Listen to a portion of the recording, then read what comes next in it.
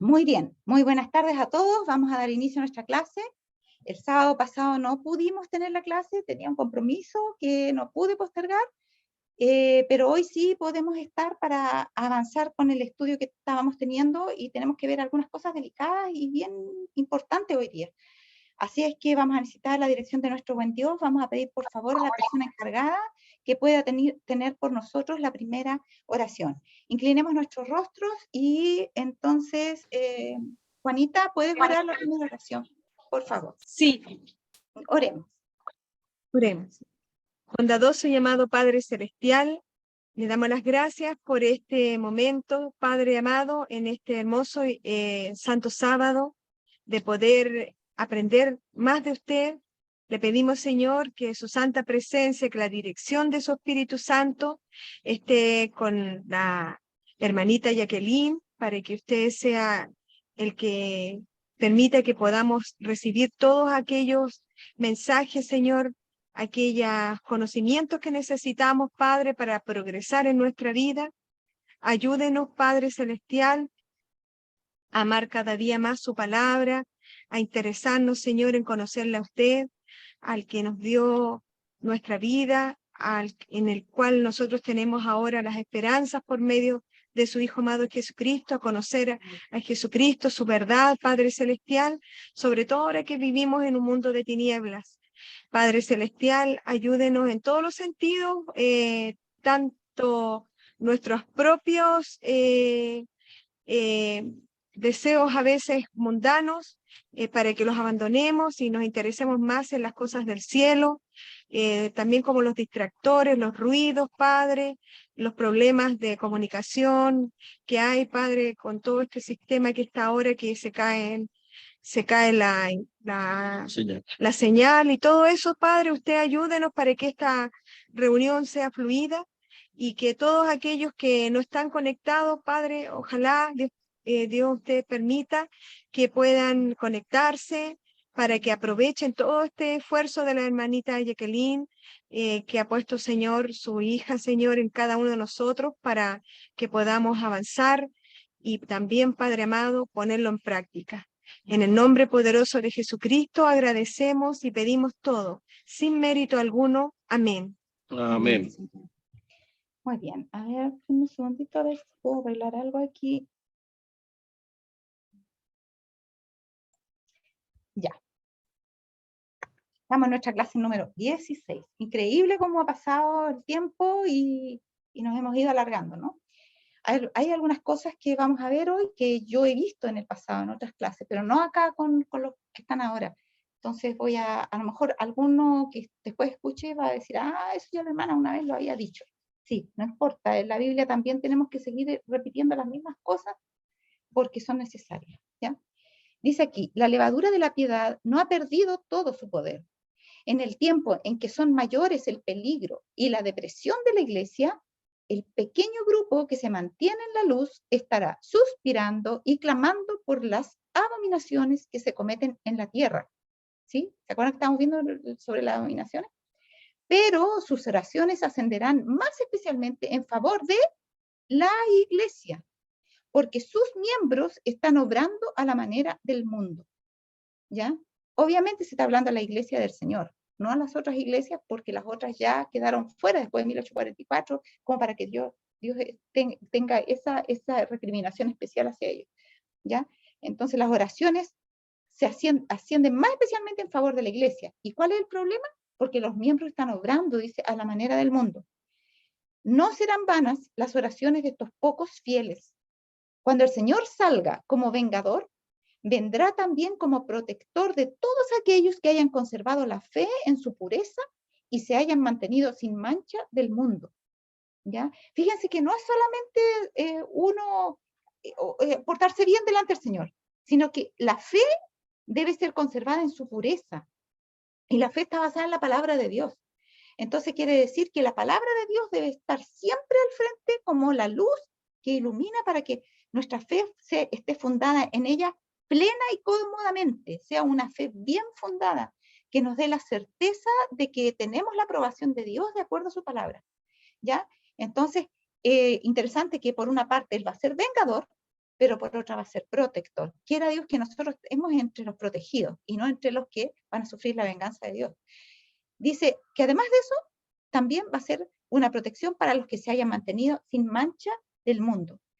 Será entonces el tiempo en que Dios prometió vengar a sus escogidos que claman día y noche. Esa expresión, que claman día y noche, nosotros la encontramos en Apocalipsis. Mire, no sé si la habíamos visto, Apocalipsis 5, pero lo leemos rápido. No, Apocalipsis 6, lo leemos rápidamente, el quinto sello. Dice el versículo 9, cuando abrió el quinto sello, vi bajo el altar las almas de los que habían sido muertos por causa de la palabra de Dios y por el testimonio que tenían, y clamaban a gran voz diciendo, ¿hasta cuándo, Señor santo y verdadero, no juzgas y vengas nuestra sangre en los que moran en la tierra? ¿Ya?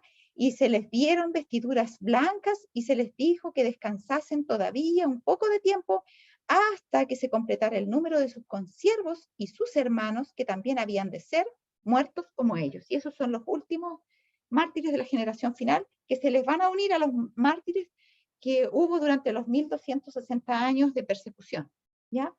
Y a los mártires que hubo antes, pero en forma más aislada, más no tan masiva como fue en el periodo de los 1260 años.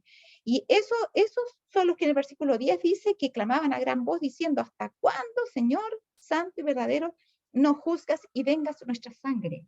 Y ahí dice que Dios será entonces el tiempo, cuando el Señor salga como vengador, en que Dios prometió vengar a sus escogidos que claman día y noche a ellos, aunque fuera longánime con ellos, ¿ya? Entonces, la promesa de Dios es que Él va a vengar, ¿ya? Y ellos son como la sangre de Abel. Dice, la sangre de tu hermano clama a mí desde la tierra. Y no es que usted pasaba por ahí caminando y dice, uy, siento a alguien que grita, parece que le dice, Dios, me mataron. No, no era eso. Sino que al haber sido derramada la sangre, Dios la vio, y para la conciencia sensible de nuestro Dios, eso era un clamor de petición de venganza y de justicia. Y así también, todos estos mártires que cayeron, pueden ser que no hayan alcanzado ni pedirle a Dios venganza, pero el hecho de que hayan muerto injustamente y que ellos tuvieran puesta su esperanza en Dios, para Dios, es un clamor por venganza y por justicia. Así es de justo nuestro Dios. Y dice acá, la orden es, pasa por medio de la ciudad, por medio de Jerusalén, y pon una señal en la frente a los hombres que gimen y que claman a causa de todas las abominaciones que se hacen en medio de ella. Está citando Ezequiel 9:4. Estos que suspiran y lloran han estado ofreciendo las palabras de vida, han aprendido, han aconsejado y suplicado. Algunos de los que estaban deshonrando a Dios se han arrepentido y han humillado su corazón delante de Él. Pero la gloria del Señor se ha apartado de Israel. Bueno, pero ¿cómo esto en el tiempo de Israel? ¿Cómo es esto? ¿En el tiempo de Israel o en el tiempo de nosotros? En este tiempo, Israel lo es en forma espiritual, según lo que Pablo nos explica, especialmente en el libro de Romanos, que israelita es no el que lo es según la sangre, sino que no es cierto que lo es por medio de su relación con Dios y por medio de la fe. ¿Ya? Entonces dice que cuando habla de que la gloria del Señor se ha apartado de Israel, se está refiriendo al pueblo de Dios del tiempo del fin. Dice, aunque muchos perseveraban en las formas de la religión, faltaban el poder y la presencia de Dios, ¿ya? En el tiempo en que su ira se manifieste con castigos, estos humildes y consagrados discípulos de Cristo se distinguirán del resto del mundo por la angustia de su alma, expresada en lamentaciones y lloros y reproches y amonestaciones, mientras que otros procuran arrojar un manto sobre el mal existente.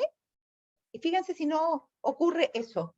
Mire, yo voy a ir bien directa, como lo tenía que ser Juan el Bautista, y dice el Espíritu Profecía que nosotros debemos ser más directos que Juan el Bautista todavía. Así que si a alguien no le gusta, examínese a sí mismo, porque lo que voy a decir no es nada de otro mundo. Mire,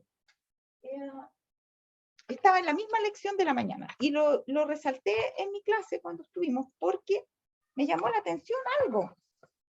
Porque aquí la lección, ¿no es cierto?, nos estaba hablando, y está en la parte de los maestros, para el folleto, los que tienen el folleto de maestro, al finalizar prácticamente las explicaciones para los maestros, decía acá algo que me dejó pensando. Miren, dice, porque hablaba, ¿no es cierto?, de cómo debíamos comportarnos nosotros en el crisol y que debíamos ser mansos y todas esas cosas. Y dice, sí, su reacción contra el pecado es inequívoca, pero también lo es su invitación a los pecadores a que se reconcilien con él.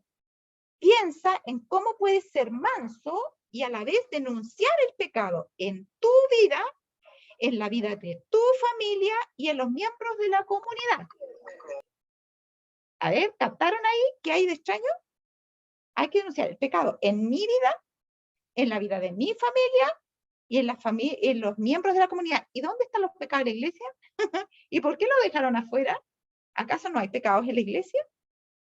Y fíjense que nosotros, creo que incluso vimos esa cita la vez pasada, si no me equivoco, porque aquí en el comentario de Elena White acerca de Isaías 58, voy a repetir lo mismo que les dije en la mañana ya, sí, estoy casi segura que la vimos, decía aquí, dice, aunque la casa de Jacob es llamada pueblo de Dios y aunque declara, es de 58.1, en el comentario bíblico adventista, en los comentarios de Elena White, si lo quieren ver, dice, aunque la casa de Jacob es llamada pueblo de Dios y aunque declara que está unida con Dios en obediencia y comunión, se encuentra alejada de él. Le han sido dadas promesas y privilegios maravillosos, pero ha sido desleal a ese cometido. Sin palabras halagüeñas debe dársele el mensaje. Anuncia a mi pueblo su rebelión y a la casa de Jacob su pecado. Muéstrale dónde se está equivocando. Pon ante él su peligro. Dile los pecados que está cometiendo, mientras que al mismo tiempo se enorgullece de su rectitud. Aparenta que busca a Dios, pero lo está olvidando. Está olvidando que es un Dios de amor y compasión, de paciencia y bondad, que procede con justicia y ama la misericordia. Procedimientos mundanos han entrado en sus actividades y su vida religiosa. Su corazón no está purificado por la verdad. Dios estima que sus ceremonias de humildad externa son una solemne burla. Considera todo su fingimiento religioso como un insulto contra él. Entonces acá dice, dile ¿a quién? A su pueblo. Dile los pecados que está cometiendo. Y acá en la lección decía que teníamos que denunciar el pecado en tu vida, en la vida de tu familia y en los miembros de la comunidad. Y los pecados de la iglesia, nada. Y ahí, ¿qué es lo que dice? Que tenemos que denunciar los pecados de la iglesia. ¿Se fija? Se fija como nosotros damos como la apariencia de piedad, pero en el momento tenemos miedo y no nos atrevemos a decir las cosas para no quedar mal. Entonces actuamos políticamente correcto, pero no con Dios. ¿Ya? No hay rectitud en esto. Juan el Bautista denunciaba los pecados de la iglesia y de las autoridades y de la comunidad y todos los demás, pero principalmente los pecados también de los que conocían la verdad. Y en esa comunidad, la gente de la comunidad, valga la redundancia, sabía muy bien lo que la iglesia tenía, porque estaban los romanos ahí en el pueblo de Israel. Y era imposible no entender más o menos la cultura religiosa del pueblo de Israel, porque estaban empapados de esa cultura religiosa que era externa más que interna. ¿Se fijan? Ahora miren, por eso dice acá, cuando Dios se manifieste con castigos, Cristo dice, los discípulos de Cristo se distinguirán del resto del mundo por la angustia de su alma, expresada en lamentaciones y lloros, en reproches y amonestaciones, mientras que otros procuran arrojar un manto sobre el mal existente, como los acabo de leer, o sea, que no se note, que no hablemos de eso porque es feo, va a sonar feo. Y excusar la gran impiedad que prevalece por doquiera, los que tienen celo por el honor de Jehová y amor por las almas, porque es verdadero amor, pues decirle, advertirle las cosas. No es que no le digo porque va a quedar mal, no. Porque la hermana y el hermano se pueden perder si tú te quedas callado, entonces no importa que tú quedes mal, dile las cosas. Dice, los que tienen celo por el honor de Jehová y amor por las almas, no callarán para obtener el favor humano. O sea, uno no debe callar cuando ama a las almas. Aunque no les guste a las almas, eso en un momento Dios puede usarlo y puede hacerlas reflexionar y hacerlas volver de su mal camino. Aunque en el momento no nos agradezcan, puede ser que algún día nos van a agradecer. Dice, sus almas justas se afligen día tras día por las obras y conversaciones profanas de los impíos. Las obras y las conversaciones. Ya, y me acuerdo de Bernardita cuando nos hablaba, como en el trabajo mismo, a veces, y todos hemos vivido eso, de repente nos íbamos a la iglesia en una micro, todos con el espíritu del sábado, qué lindo, y la radio, que ahora no es así, menos mal, pero antes la radio, esa En las micros que iban con alto radio, prendía cantando cosas horribles ahí, y uno tenía que estar aguantando todo eso, y es tan desagradable, hermano. Pero los hijos de Dios se afligen. Los que no son hijos de Dios gustan de esos ritmos, de esas letras y de esas cosas. Pero los que son hijos de Dios dice que se afligen día tras día por las obras y conversaciones profanas de los impíos. Y algunos hasta están esperando los festivales y para escuchar a los humoristas y todas esas cosas. Y yo también en mi tiempo, cuando no conocía de esto, también lo hacía. Así que nosotros, la luz de los justos es como la luz de la aurora, va en aumento hasta que el día es perfecto. Y no debemos parar esa luz, debemos dejarla que brille todo lo que pueda brillar. Ahora dice, son impotentes para detener el torrente de la iniquidad. De ahí que se llenen de pesar y alarma. Lloran delante de Dios al ver la religión despreciada en los mismos hogares de aquellos que han tenido gran luz. Se lamentan y afligen sus almas porque en la iglesia, creo que esta la habíamos leído, hay orgullo, avaricia, egoísmo y engaño de casi toda clase. ¿Se fijan? Es en la iglesia donde está pasando esto, no es en otro lugar. ¿Ya? Y están esos pecados. El Espíritu de Dios que inspira la reprensión es pisoteado mientras triunfan los siervos de Satanás. Dios queda deshonrado, la verdad anulada. No, que no seas tan duro. ¿Y cómo se te ocurre decir eso? Sí, pero dilo con otras formas, dilo con mejores palabras. Hermanos queridos, ¿no han escuchado ustedes las reprensiones que Jesús le hizo a los judíos en Mateo 23? No eran palabras amables. Pero ¿sabe lo que dice el Espíritu de profecía sobre eso? Dice que mientras Jesús le decía esos ayes, eso se le conoce como los ayes para el pueblo de Israel, mientras el Señor le decía esos ayes terribles, esas maldiciones a ellos, dice que su voz se cortaba estaba lleno de lágrimas, ya porque él estaba sufriendo a la vez que le decía esas cosas porque sabía que se estaban perdiendo y él no quería que se perdieran, pero tenía que decirla y no fueron cosas blandas. Miren, por ejemplo, Mateo 23 dice, en la cátedra de Moisés se sientan los escribas y los fariseos delante de ellos, ¿ya? Así que todo lo que os digan que guardéis, guardadlo y hacedlo, pero no hagáis conforme a sus obras, porque ellos dicen y no hacen. O sea, predican pero no practican. Y en su propia cara se lo estaban diciendo. Y después dice, porque atan cargas pesadas y difíciles de llevar y las ponen en los hombros de los hombres, pero ellos ni aún con un dedo las quieren mover. O sea, había hipocresía. Le exigían cosas y qué sé yo, pero ellos no hacían esas mismas cosas que exigían. Después decía que todas sus obras las hacían para ser vistos de los hombres, que amaban los primeros asientos en la cena y la primera silla en las sinagogas, los saludos en las plazas y que les dijeran maestro, maestro o rabí, rabí. Y ustedes no quieren hacerse así. O sea, hace una diferencia entre los dirigentes religiosos y los del pueblo que estaban escuchando también ahí. Y le dice, ustedes no. Dice, no llaméis vuestro padre a nadie en la tierra, porque uno es vuestro padre. Se ve que le decían padre también, como ahora en cierta iglesia le dicen también a sus líderes religiosos. No, no les digan padre, dice, porque uno es vuestro padre, el que está en el cielo. Ni seáis llamados maestros, porque ellos con toda reverencia, maestro, maestro. Solamente a Jesús le podían decir así, porque era Dios. Ahora, después le dice, y el que es mayor entre vosotros sea vuestro siervo, algo muy impopular de decir. El que se enaltece será humillado y el que se humilla será enaltecido. Más, ¡ay! Ahí empieza lo hay. ¡Ay de vosotros, escribas y fariseos, hipócritas! Porque cerráis el reino de los cielos delante de los hombres, porque ni entráis, ni a los que están entrando dejáis entrar. ¿Les parece que esas son palabras blandas y amables? No. ¿Y por qué nosotros tenemos que ser diferentes de Jesús? ¿No es Él acaso nuestro ejemplo? ¡Ay de vosotros, escribas y fariseos, hipócritas! Y les dice, hipócritas, en su cara, porque devoráis las casas de las viudas y por pretexto hacéis largas oraciones. O sea, iban de visita a donde las viudas, pero el pretexto era que iban a orar por ellas, pero iban a comer o a lo mejor a recibir dinero. ¿Ya? ¡Ay de vosotros, escribe fariseo hipócrita, porque recorréis mar y tierra para hacer un prosélito y una vez hecho lo hacéis 2 veces más hijos del infierno que vosotros! O sea, en el fondo ustedes también son hijos del infierno. El infierno es el sepulcro, o sea, están destinados a la muerte eterna. Y ustedes están haciendo prosélitos o seguidores, ¿para qué? Para que ellos también vayan a la muerte eterna. Si los siguen a ustedes, se van a perder. Si un ciego guía a otro ciego, dijo el Señor en una ocasión, ambos van a caer en el hoyo. Después dice, ay de vosotros, vosotros guías ciegos, que decís, si alguno jura por el templo no es nada, pero si alguno jura por el oro del templo, es deudor. Y después les explica que el templo es más importante que el oro, por lo tanto el templo santifica el oro, etc.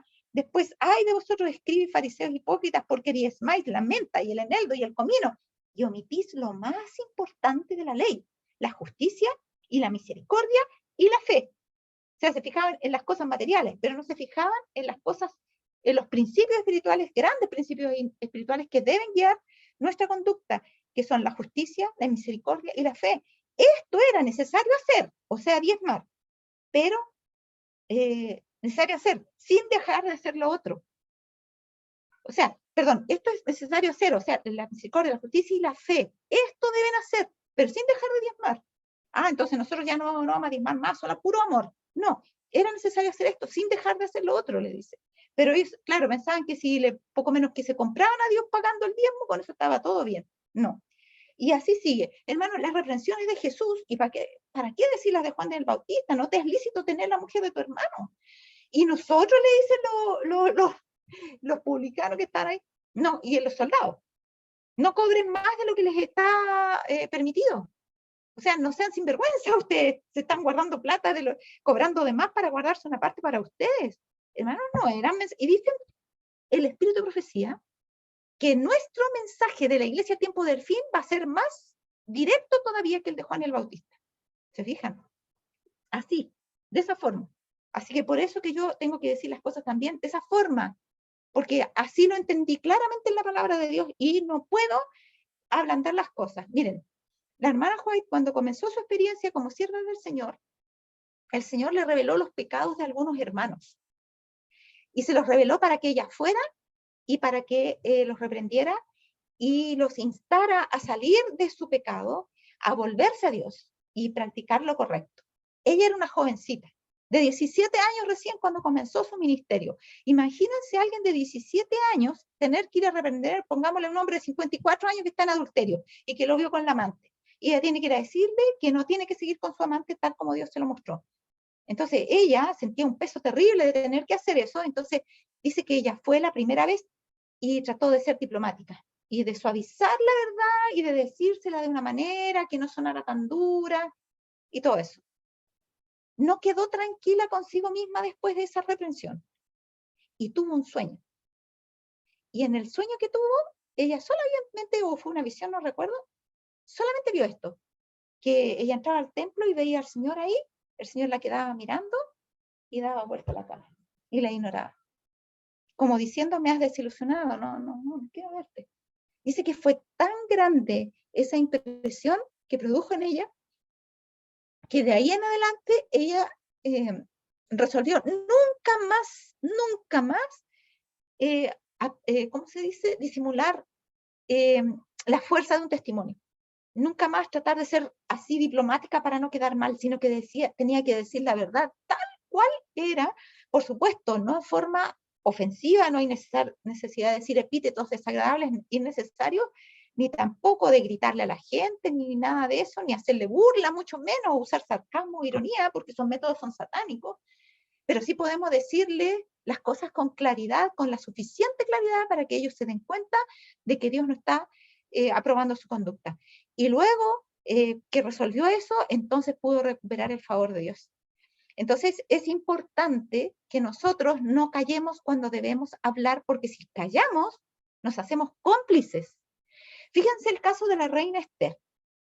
¿Se acuerdan ustedes cómo hizo este Amán como odiaba tanto a Mardoqueo?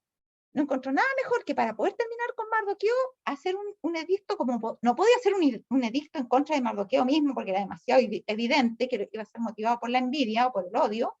Lo hizo contra todo el pueblo judío, como este es un pueblo, rey, que está estorbando aquí, no está haciendo lo bueno. Y el decreto de muerte para todo el pueblo de Israel la incluía a Esther. Y Amán no sabía que Esther era judía. Entonces Mardoqueo va a hablar con ella y le dice a Esther que ella, que está ahí en el poder, le dice, tú tienes que hacer algo, Esther, no te puedes quedar callada. ¿Quién sabe si para esta hora no has llegado al reino? Ahora, si tú callas absolutamente, o sea, no dices ni una cosa, Dios traerá liberación por otra parte, pero tú y tu casa pereceréis. Porque tú no te vas a escapar, porque a la primera que se van a dar cuenta que está ahí mismo en el palacio, que es un rival para tal vez muchas otras mujeres que querían ser la esposa del rey, ¿no es cierto? Es a la primera que le van a echar mano, ¿ya?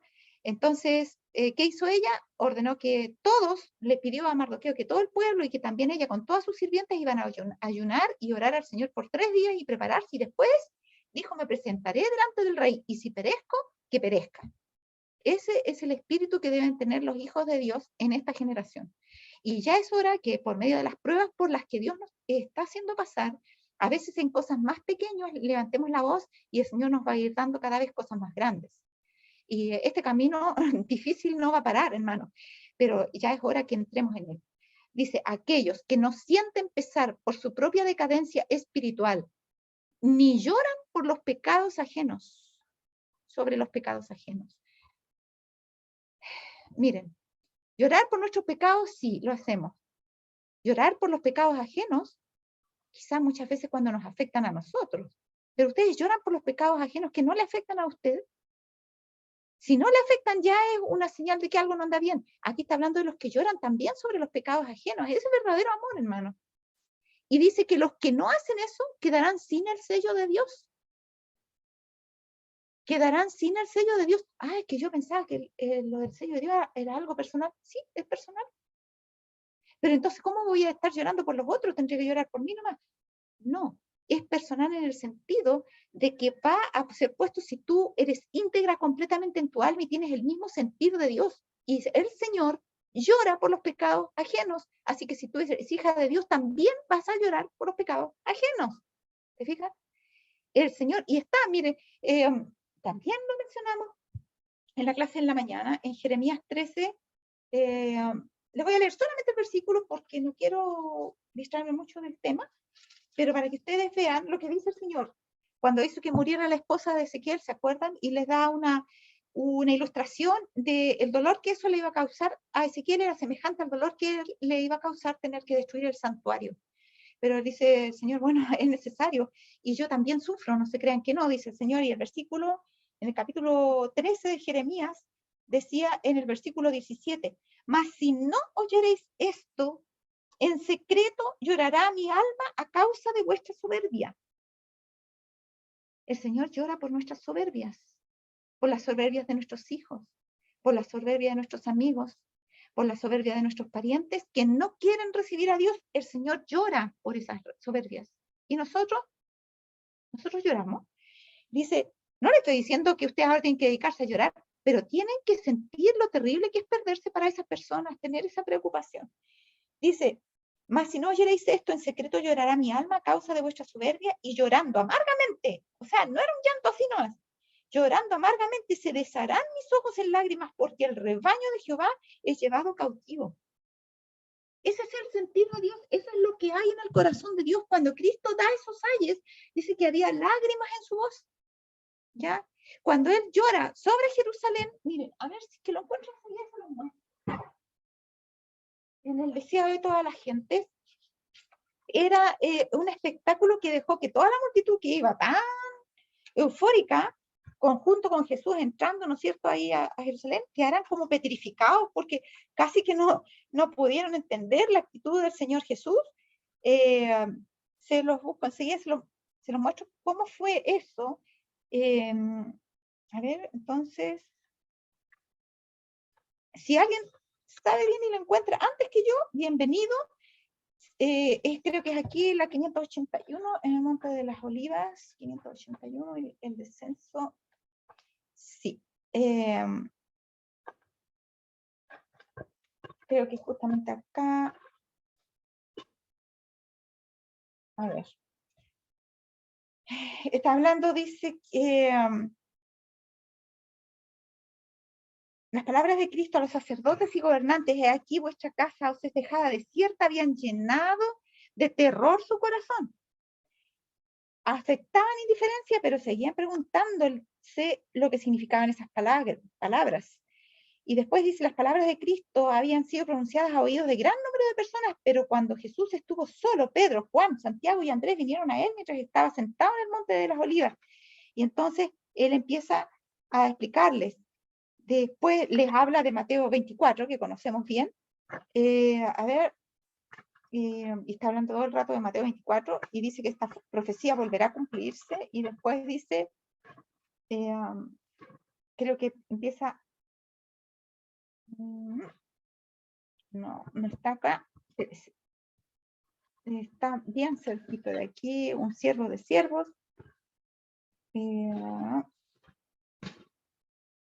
no, después viene a hacer esto en memoria de mí tampoco, y ya, no se turbe vuestro corazón, no, es cuando está su entrada triunfal a Jerusalén. No la pude encontrar, está más atrás, pero él dice, miren, les voy a describir lo que era, a lo mejor después se las voy a dar, la cita. Dice que el Señor Jesús, cuando mira Jerusalén desde arriba y ve todo, y le dice, mira qué lindo y todo eso, y el Señor se empieza a estremecer y a llorar, y dice que no era como un simple llanto sobre Jerusalén, cuando dice Jerusalén, Jerusalén, qué sé yo, se estremecía completo, dice, como una hoja movida por el viento. Y fue tanto que los que decían Hosanna y Hosanna se quedaron de pronto petrificados y no entendían por qué el Señor lloraba de esa forma, porque Jesús estaba viendo como en visión profética la destrucción de Jerusalén. Y nosotros así también deberíamos tener ese dolor por los demás y darnos cuenta de que muchos de esos que por los que nosotros estamos orando están en peligro de perderse. Eso es lo terrible, es la perdición que les amenaza. Ya, yo les voy a poner, acuérdenme, esa cita por ahí se las puedo mandar al WhatsApp de Profecía para que las vean o en otro lugar. Dice acá, entonces, aquellos que no sienten pesar por su propia decadencia espiritual, ni lloran sobre los pecados ajenos, quedarán sin el sello de Dios. El Señor ordena a sus mensajeros, los hombres que tienen armas de matanza en la mano, pasad por la ciudad en pos de él y herid. ¿Quién va primero? Ya, primero va el sello y después la matanza. Ya, van los ángeles sellando, dirigidos por el Señor, que dijimos que era el ángel del sello. Y después vienen las armas, con las armas de la matanza. Y dice, pasad por la ciudad en pos de él y herid. No perdone vuestro ojo ni tengáis misericordia. Matad viejos, mozos y vírgenes, niños y mujeres, hasta que no quede ninguno. Mas a todo aquel sobre el cual hubiere señal, no llegaréis. Y habéis de comenzar desde mi santuario.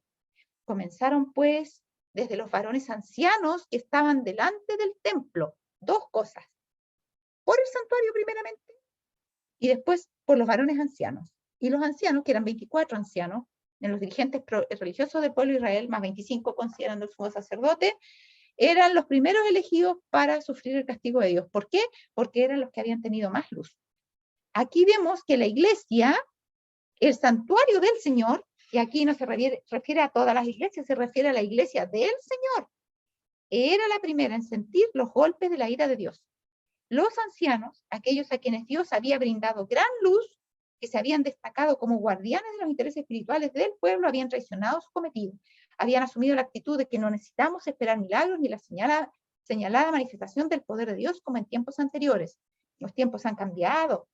Estas palabras fortalecen su incredulidad y dicen, el Señor no hará bien ni mal. Es demasiado misericordioso para castigar a su pueblo. Así el clamor de paz y seguridad es dado por hombres que no volverán a elevar la voz como trompeta para mostrar al pueblo de Dios sus transgresiones y a la casa de Jacob sus pecados. Estos perros mudos que no querían ladrar, son los que sienten la justa venganza de un Dios ofendido. Hombres, jóvenes y niñitos, todos perecen juntos. Pregunta, ¿cuándo ladran los perros? Los perros ladran cuando llega un extraño a la casa. ¿Cuándo deben ladrar los hijos de Dios? Cuando llega un extraño a la casa de Dios. ¿Y qué es un extraño en la casa de Dios? Es un ángel maligno que viene con, como dice la palabra de Dios, iban a traer falsas doctrinas, iban a haber espíritus de demonios que iban a tratar de infiltrarse en medio nuestro, y nosotros debemos alzar la voz, ¿ya? Ahora miren, la instrucción que iba a ser comunicada a Juan era tan importante que Cristo vino del cielo para darla a su siervo y le dijo que la enviara a las iglesias. Esta instrucción debe ser el objeto de nuestro estudio cuidadoso y con oración, pues estamos viviendo en un tiempo cuando hombres que no siguen la enseñanza del Espíritu Santo introducirán falsas teorías. O sea, lo que está diciendo es que Apocalipsis, en alguna parte o en todas, o de alguna mayor o menor medida, está dando una instrucción necesaria porque se van a introducir en este tiempo, estamos viviendo en un tiempo cuando hombres que no siguen la enseñanza del Espíritu Santo. ¿Y qué van a hacer? Van a introducir falsas teorías. Esos hombres han estado en puestos encumbrados y tienen proyectos ambiciosos que cumplir. Yo les he mencionado antes esta cita, pero se las escribí ahora. Procuran ensalzarse y revolucionar, porque muchos es porque quieren estar en un puesto alto por el amor a la alabanza de los hombres, y revolucionar, como en el tiempo de los años, no queráis ser llamados rabí, ¿se acuerdan? Bueno, ese espíritu sigue todavía. Procuran ensalzarse y revolucionar el desarrollo completo de las cosas. O sea, esta es una profecía que habla no solo de hombres que de repente enchuecan unas cositas en la iglesia, sino que su propósito final es cambiar todo el paradigma, introducir un nuevo paradigma en la iglesia, una nueva religión, ¿ya? De a poco o como se sea, pero introducir una nueva religión. Dios nos ha dado una instrucción especial para que estemos en guardia contra tales personas. Ordenó a Juan que escribiera en un libro, ¿y en cuál libro? En el Apocalipsis, lo que sucedería en las escenas finales de la historia de esta tierra. Ahora miren, quiero un poquito que veamos lo que dice, porque ¿a qué se refiere? Aquí cuando decía acá que el Señor dio esta instrucción, decía acá, porque había hombres que iban a introducir falsas teorías y que eso debía enviarse a las iglesias, y están todas las iglesias, Éfeso, Esmirna, Tiatira, qué sé yo, y llegamos finalmente a Filadelfia y a la Odisea, ¿no es cierto? ¿Sabes? Filadelfia y la Odisea. Entonces, ¿qué tiene que ver esto? Esto de que esos hombres iban a introducir falsas teorías y que se iban a meter en la iglesia. Ah, ya sé, dice alguno. Esta es la instrucción que se dio cuando, ¿no es cierto?, se introdujo el hombre de pecado, el hijo de perdición, y la iglesia se corrompió. Es verdad, pero solo para eso era la instrucción, solamente para ese periodo de la historia de la iglesia, para Pérgamo y Tiatira. ¿No era para Filadelfia y para la Odisea? Miren ustedes, quiero que veamos algo. Acá, el conflicto de los siglos dice lo siguiente: entonces comprendieron la aplicación de las palabras que Cristo dirigió en el Apocalipsis a la iglesia correspondiente al tiempo en que ellos mismos vivían. Y está citando Apocalipsis 3, 7 y 8. ¿Qué dice Apocalipsis 3, 7 y 8? ¿A cuál tiempo se está refiriendo? ¿Cuál es el tiempo en que vivían quiénes? Porque las palabras que vamos a analizar se referían a ellos mismos. Y el 7 y 8 dice: escribe al ángel de la iglesia en Filadelfia. Esto dice el santo, el verdadero, el que tiene la llave de David, el que abre y ninguno cierra, y cierra y ninguno abre. ¿Qué puerta se abrió en el periodo de la iglesia de Filadelfia? ¿Y quién fue ese santo y verdadero que abrió una puerta y que cerró otra puerta, y que nadie puede abrir la puerta que él cerró, ni cerrar la puerta que él abrió? Ese ser es el santo y el verdadero, es Cristo. Y esa puerta es la que se abrió, es la del lugar santísimo, del santuario celestial, y la puerta que se cerró es la puerta del lugar santo del santuario celestial, que ahora ya ha comenzado una nueva etapa, entonces esa iba a quedar cerrada. Y el 8 decía: yo conozco tus obras. He aquí he puesto delante de ti una puerta abierta. O sea, la puerta de la gracia todavía no se ha cerrado, porque se abrió la puerta del Santísimo, y Jesús allí en el Santísimo no solamente hace juicio, sino que todavía iba a seguir haciendo intercesión, hasta que se consumara el matrimonio del Cordero, como hemos visto en las clases anteriores. Entonces dice: yo conozco tus obras, he aquí he puesto delante de ti una puerta abierta, la cual nadie puede cerrar, porque aunque tienes poca fuerza, has guardado mi palabra y no has negado mi nombre. Ahora, ¿a qué iglesia se estaba refiriendo? ¿Cuál iglesia históricamente representa a la iglesia de Filadelfia? ¿A qué periodo histórico religioso representa la iglesia de Filadelfia? A la iglesia de nuestros pioneros. Esa puerta se abrió y se cerró con el mensaje del primer ángel, cuando Guillermo Miller le dio, siguió con el mensaje del segundo ángel, y ahora prontamente entramos en el periodo histórico, digamos, el mensaje del tercer ángel, aunque ya estamos en cierta forma viviendo el mensaje del tercer ángel, como vimos cuando estábamos estudiando el mensaje de los tres ángeles. Ahora, entonces, estas palabras son para nuestra época, ¿ya? Y la época de la iglesia de Filadelfia, ya que hay algo bien importante y yo quiero que lo entiendan, es un poquito difícil de entender, necesitaríamos más cita, pero como no es el tema mismo que estamos viendo, quiero decirles lo siguiente. Jesús puede llevarse a la iglesia de la Odisea al cielo, a la iglesia tibia, que es la Odisea, que es la que sigue a Filadelfia, porque sabemos que ese primer amor de la iglesia de Filadelfia, y a quien Dios no le tuvo ningún reproche que hacer, esa iglesia fue seguida, se enfrió, se entibió, porque si siquiera se hubiera enfriado sería mejor, pero se entibió, se empezó a mezclar con el mundo y se transformó en la iglesia de la Odisea. Y el Señor insta a la iglesia de la Odisea a volver a su estado anterior y a ser la iglesia de Filadelfia. Entonces, ¿Dios puede llevarse la iglesia de la Odisea al cielo? ¿Esa iglesia tibia que le dan ganas de vomitar? No. ¿A qué iglesia se puede llevar al cielo? A la iglesia que tiene el espíritu y la conducta de la iglesia de Filadelfia. Por lo tanto, las promesas de Filadelfia se aplican a la última iglesia que va a estar en la tierra, que es la de los 144.000. Y los de la iglesia de la Odisea, el Señor los va a zarandear y va a sacar la paja y va a quedar el trigo, y ese trigo va a ser el renacer de la iglesia de Filadelfia, ¿ya? Ahora, ya, eso lo expliqué como en un resumen. Como les digo, eso da para un estudio más largo, con muchas citas, pero no es el estudio de hoy. Se los di para que tengan nomás el contexto completo. Ahora dice, ya, vamos a alargar un poquito, porque como empezamos un poquito más tarde hoy día, vamos a seguir un poquito más. Dice, entonces comprendieron la aplicación de las palabras que Cristo dirigió en el Apocalipsis a la iglesia correspondiente al tiempo en que ellos mismos vivían, ¿ya? Y ahí citó Apocalipsis 3, 7 y 8 que leímos. Son los que por fe siguen a Jesús en su gran obra de expiación, quienes reciben los beneficios de su mediación, ¿ya? Y ahí habla como ellos lo siguen al lugar santísimo, cuando entra, sale del lugar, cierra una puerta y abre la otra. Ya me salté eso para que no fuera tan larga la cita. Dice, quienes reciben los beneficios de su mediación por ellos. Luego más adelante dice, los judíos que rechazaron la luz concedida en el tiempo del primer advenimiento de Cristo y se negaron a creer en él, ya, porque a los suyos vino y los suyos no le recibieron. Esos judíos no podían ser perdonados por intermedio de él. Claro, porque no lo querían aceptar como el que perdona pecados. ¿Y quién perdona pecados si no solo Dios? ¿Y quién eres tú para perdonar pecados? Y mismo se lo sacaron en cara a Jesús, ¿se fijan?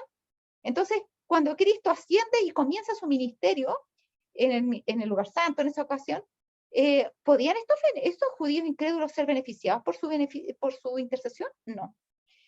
Dice, no podían ser perdonados por intermedio de él. Y claro, ellos seguían ofreciendo animalitos para que el Señor mirara los sacrificios de los animalitos y los perdonara. Pero el Señor ahora estaba intercediendo no por los animalitos, o para que los animalitos, ¿no es cierto?, les recordaran lo que Jesús iba a hacer, sino que ahora los animalitos no eran necesarios, porque ahora Jesús ya lo estaba haciendo en vivo y en directo, ¿ya? Era como que usted se metió en una reunión de Zoom y resulta que la reunión hoy día no se iba a hacer por Zoom, se iba a hacer en directo. Y usted espera interminablemente que envíen el link y no se lo van a enviar porque la reunión es presencial. Y eso le pasó a los judíos, estos que no creyeron en Cristo y no podían recibir ese sermón, que ya no iba por Zoom, iba presencial. Entonces Jesús, su intercesión, ya no se las puede dar a ellos, a estos judíos en ese tiempo. Ahora dice, los judíos que rechazaron entonces la luz concedida en el tiempo del primer advenimiento de Cristo y se negaron a creer en él, no podían ser perdonados por intermedio de él. Los judíos fueron dejados en obscuridad completa y siguieron con sus sacrificios y ofrendas inútiles.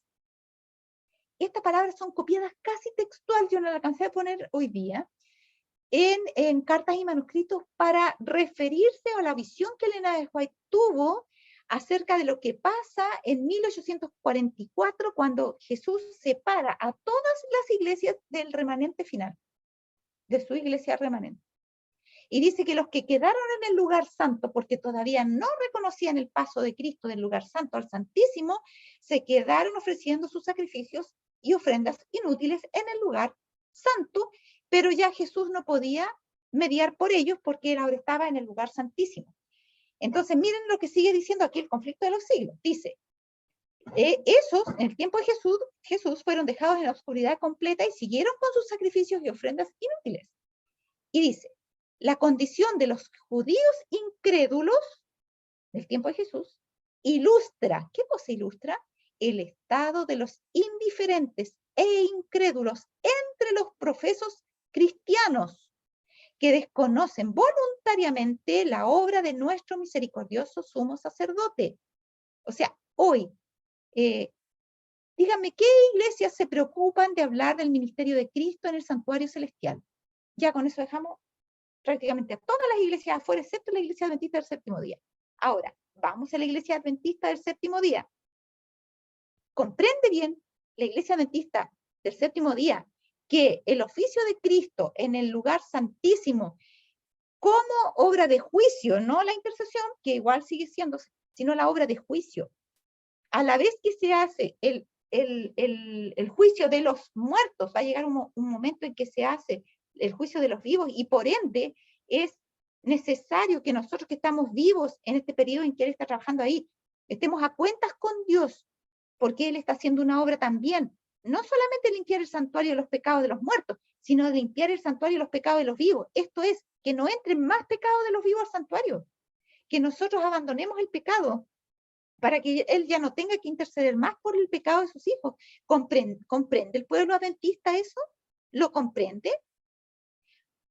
A ver, no sé si la voy a encontrar enseguida la cita, pero conflicto de los siglos, creo que es 478, si no me equivoco, acá en el conflicto antiguo, para leerles la cita y que ustedes mismos puedan, sí, dice así, en la página 478, los que viven en la tierra cuando cese la intercesión de Cristo en el santuario celestial, deberán estar en pie en la presencia del Dios Santo sin mediador. Sus vestiduras deberán estar sin mácula. ¿Y cuándo entonces dejaron de estar en la condición de necesitar un mediador? ¿Cuándo limpiaron sus vestiduras? ¿Ahí cuando Cristo abandonó el santuario? No, hermanos, tenían que limpiarlas antes. Dice, los que viven en la tierra, cuando cese la intercesión de Cristo celestial, cuando cese la intercesión, deberán estar en pie en la presencia de Dios Santo sin mediador. Sus vestiduras deberán estar sin mácula. Sus caracteres purificados de todo pecado por la sangre de la aspersión. Por las gracias de Dios y sus propios y diligentes esfuerzos, deberán ser vencedores en la lucha con el mal. Claro, porque si ya no se van a limpiar más pecados, no pueden seguir entrando pecados ahí. Entonces quiere decir que tenemos que primero aprender a dejar de pecar y tenemos que dejar de pecar. Mientras se prosigue el juicio investigador en el cielo, mientras que los pecados de los creyentes arrepentidos son quitados del santuario, debe llevarse a cabo una obra especial de purificación, de liberación del pecado entre el pueblo de Dios en la tierra. ¿Se fijan? Porque nosotros somos los que estamos vivos y que no tenemos que mandar más pecados para arriba. Entonces el Señor nos tiene que empezar a limpiar aquí. ¿Cómo nos limpia? Por medio de las pruebas y de la fe en su palabra, por medio de la obediencia. Ahora, dice, entre el pueblo de Dios y en la tierra, esta obra está presentada con mayor claridad en los mensajes del Apocalipsis, del capítulo 14 del Apocalipsis. ¿Se entiende? Entonces, ahora es cuando debemos aprender a dejar de pecar. Y acá dice que la condición de los judíos incrédulos ilustra el estado de los indiferentes e incrédulos entre los profesos cristianos, que, ¿no es cierto?, en este contexto, como ellos desconocen lo que Jesús está haciendo en el santuario y no entienden esta obra de purificación para la tierra, ¿ya?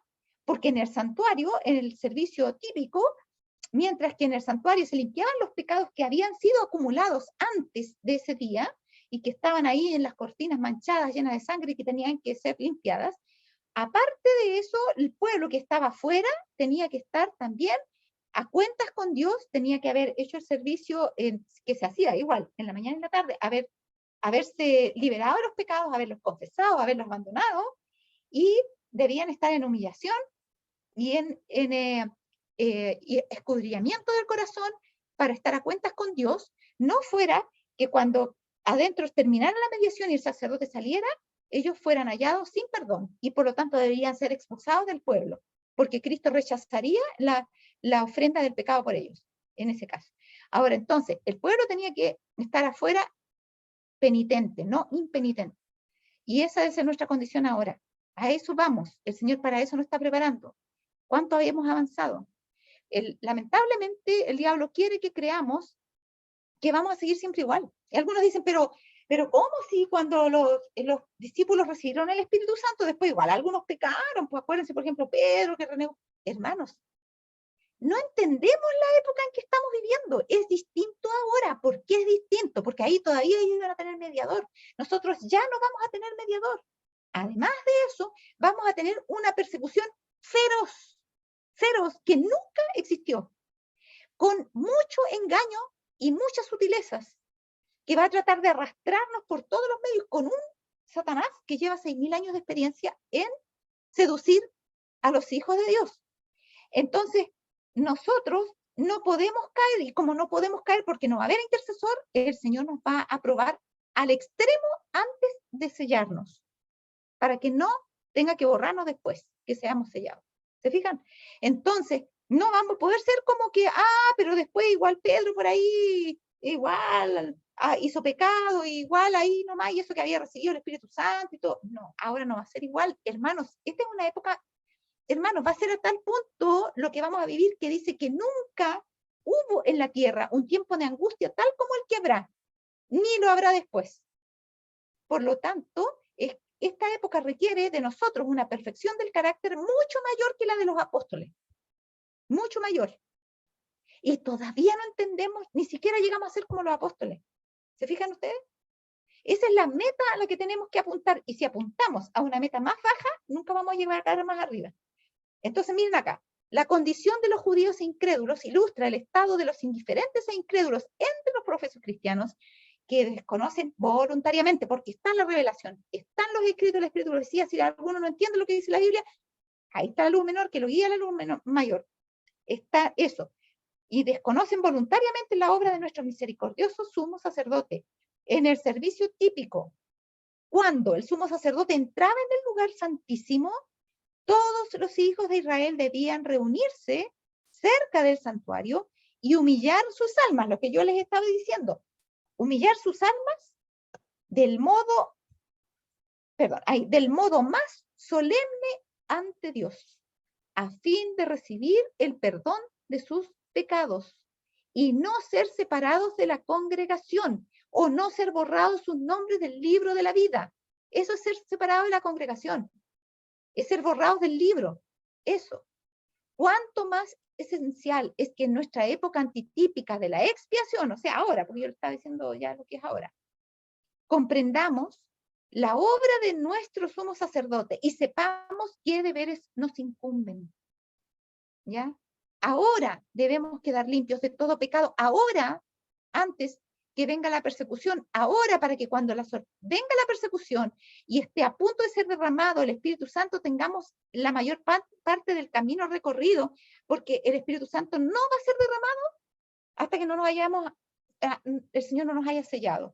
Entonces, ¿qué va a tener que hacer el Señor para apurar todavía esa obra y poder terminarnos de sellar? Porque ya lo está haciendo, pero para que nos pueda terminar de sellar, va a tener que traer aflicción extrema sobre nosotros. Va a haber martirios, va a haber una persecución de lo más terrible. Va a haber, dice, decretos opresivos, leyes dominicales. Ya vamos a tener que escapar de una ciudad a otra. Si algunos dicen, no, yo me voy al campo, hermano, ahí en una parte del otro día nomás me encontré esa cita, se me olvidó, pero por ahí debe estar, donde habla de que las palabras que dio el Señor ahí, aconsejando en Mateo 24 también, o no sé si era en Lucas 23, pero cuando él dice, cuando os persigan en una ciudad, o en Lucas 21, cuando os persigan en una ciudad, id a otra, porque no terminaréis de recorrer todas las ciudades de Jerusalén hasta que venga, ¿no es cierto?, el fin. Y eso quiere decir, y dice el Señor, que va a ser un modo de esparcir más la verdad. Usted puede esperar un traslado con sus camiones, con todas las cosas, para irse de una ciudad a otra a predicar el evangelio. No, usted va a tener que a veces salir arrancando con lo puesto. Dice que el Señor va a obrar en forma sumamente misteriosa y que tenemos que tener mucho cuidado con no perder los pasos, las huellas del Señor. Entonces, el Señor dice que nosotros nos tiene que educar de tal forma que seamos como los soldados que están listos para, a la menor orden, inmediatamente demos el giro necesario y si se requiere un cambio de rumbo, lo hagamos inmediatamente. Sin cuestionar, sin andar lloriqueando, sin estar ahí en depresión yendo al psicólogo porque, ay, ¿qué pasó? Que ahora, mire, ahora me van a echar aquí. No, inmediatamente. El Señor dijo, si los persiguen en una ciudad, váyanse a la otra. Pero allá, ¿qué es lo que vamos a hacer? ¿De qué vamos a vivir? Ese problema del Señor. Usted vaya, se obedezca. Ahora, ¿cuánto más esencial es que en nuestra época antitípica de la expresión comprendamos la obra de nuestro sumo sacerdote y sepamos qué deberes nos incumben? Fíjense que encontré otra cita también muy buena, donde decía que en el tiempo, fíjense, de los apóstoles había un deseo que superaba a todos los otros que estaban en el corazón de ellos. Y era ese deseo, ¿saben cuál era? Representar de la mejor manera el carácter de Cristo. ¿No les haces eco con lo que nosotros tenemos que hacer ahora? Es el mismo desafío, se repite lo mismo. Nuestro mayor desafío es representar correctamente el carácter de Cristo. Que no tengamos un corazón torcido, que nuestros actos no estén reñidos con nuestro egoísmo, o sea, con los principios del reino de los cielos, no estén reñidos con nuestro egoísmo personal, ¿ya? O con nuestro orgullo, o con las demás cosas. Para la próxima clase. Pero esto que vimos ahora, hermanos, grábenselo a fuego.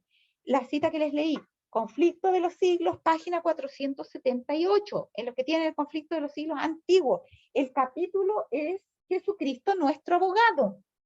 Ahí dice cuál es la condición que Dios espera. Y dice que con nuestros propios y diligentes esfuerzos, nosotros debemos poner todo también de nosotros. No que al Señor cambie mi vida tan solo en un momento. Señor, hazlo, Señor, haz un milagro y tú me cambias. No, hermanos, debe ser con nuestros diligentes esfuerzos, con nuestra cooperación. El Espíritu Santo no trabaja en gente ociosa que espera que Él lo haga todo. Dice, nadie será obligado a sacrificarse, dice en primero escrito. Nadie será obligado a sacrificarse. Debe ser un sacrificio voluntario para que el Señor lo reciba. Porque no podemos ofender a Dios pidiéndole, ya, Señor, oblígame tú a sacrificarme, pero no tengo ganas de sacrificarme. Es verdad que Dios es tan misericordioso que a veces si le pedimos eso de todo corazón, puede que lo dé, sí, pero nosotros debemos hacer un esfuerzo. Nosotros no vamos a entrar al cielo, como hay una cita que dice, como... es como cuando uno dice que alguien va a la Cochiguagua, dicen, al garete, ¿cómo es que dicen? Vamos a entrar así como de llapa hacia encima de otro, como el dicho ese dice, vamos arando, dijo el mosco que iba sentado arriba del arado. O sea, nosotros no podemos pensar, ay, sí, me voy al cielo, el Señor me va a llevar. No, tenemos que poner de nuestra parte. No, no es así tan simple la cosa. Tenemos que poner de nuestra parte. Así es que no sé si hubo algunas preguntas o algo allí que podamos analizar o responder antes de terminar la clase.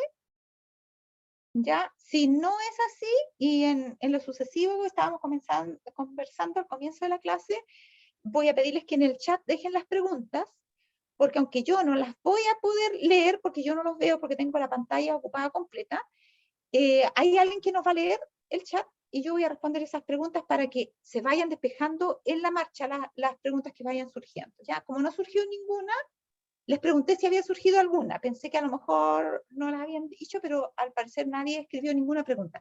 Pero anímense a escribir sus preguntas para que no queden dudas en su mente, ¿ya? Entonces, dicho esto, vamos a despedirnos. Hoy vamos a pedir la última oración, por favor, Rodrigo, para que puedas orar por nosotros. Oremos. Oremos. Padre nuestro que estás en el cielo, santificado sea tu nombre. Te damos gracias, Señor, por tu presencia, porque nos cuidas, por este sábado que estuvimos en la iglesia y también nos reunimos en esta reunión para aprender de tu palabra. Gracias porque nos das la voluntad, las ganas de poder aprender. Quédate con nosotros, Señor, el resto de lo que queda de este día. Te lo agradecemos en el nombre de Jesús. Amén. Amén, Señor. Muy bien. nos despedimos de todo hasta el próximo sábado y esperamos que ahí nos podamos encontrar. A las 4:30 la confraternización, a las 5 comenzamos con la clase propiamente tal. Chao a todos. Chao, chao, Chao. bendiciones. Chao a todos. Chao.